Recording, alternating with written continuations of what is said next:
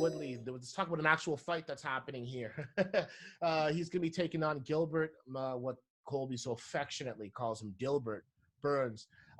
Gilbert's on a huge run here. He's looking nice, and he earned himself a title fight, not title fight, a contender spot, I should say, against a many-time over title defending and obviously contending champion in Tyron Woodley. He can't be denied, Tyron Woodley, and Gilbert Burns hasn't been denied his opportunity here. We haven't seen Tyron in since March of last year.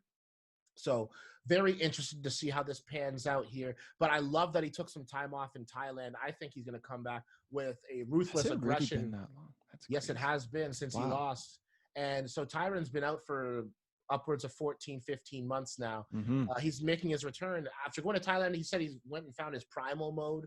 He's going to be coming in with ruthless aggression. So he's looking to come and knock people out. He has a new fire lit under him in that respect. But what do you expect to see this weekend between Tyron Woodley returning and Gilbert Burns coming off of a just very recent fight where he looked amazing in front of an empty arena?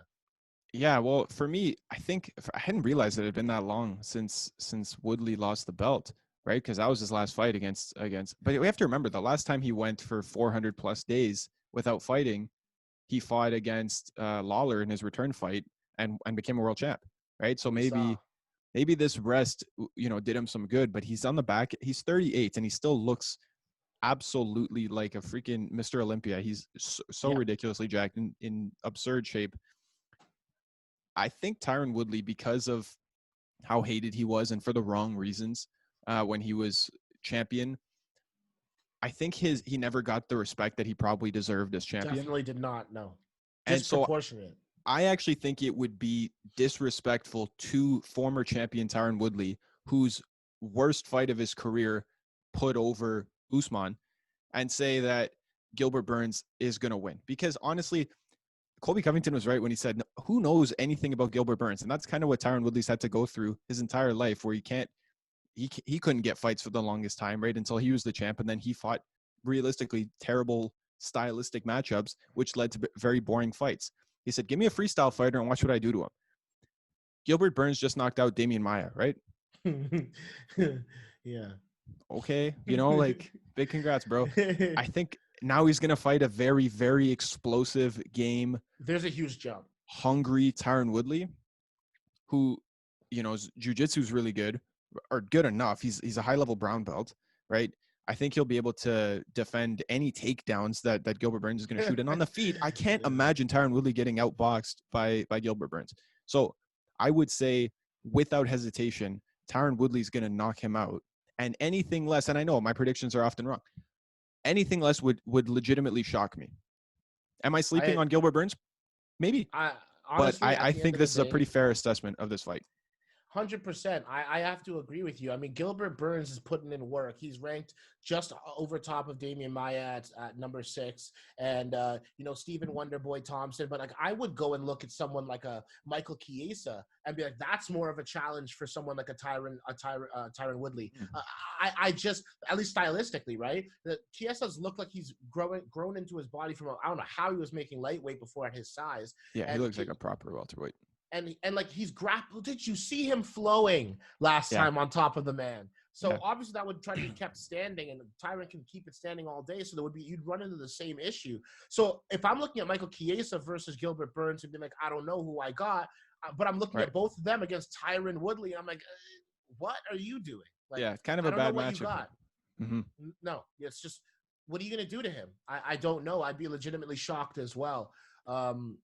Now, obviously, if Gilbert Burns goes and makes the most of this, and number 6 knocks off number 1, I mean, there you are. Now you have somebody who's willing to go and take that next step, and prove that he can deal with the top 5, top 4. Because just look at welterweight. Kamaru's a champion. Number 1 is Tyron. Number 2 is Colby. Number 3 is Jorge. And then number 4, Leon Edwards. Number 5, Stephen Thompson.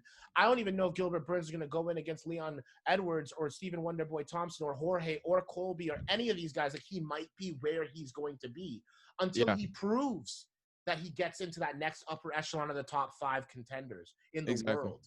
And let's see. A tough division. I mean, and you're facing a guy who's the former champion, right? So whenever you do, and not, a recent former champion, it's not like, when you face Andre Arlovsky and you're like, oh, I beat a former world champ. Yeah, like 40 years ago, dude, like Tyron Woodley was the most recent champion, not named Kamaru Usman. Right. And he was dominant. And people forget about that because people didn't watch his fights, right? He was, his fights were kind of boring. I mean, we did, but realistically, they were boring, right? Against Damian Maia, he tore his shoulder, almost never threw a punch. Against Stephen Wonderboy Thompson, how do you outfight a counter striker?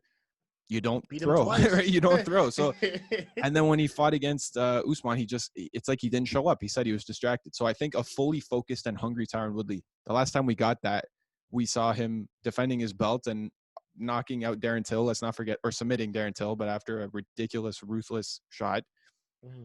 I just don't see how Gilbert Burns wins this fight. And maybe it's a sneaky, maybe he stuns him and gets a rear naked or something like that. But I would be shocked if Tyron Woodley didn't walk away with this one.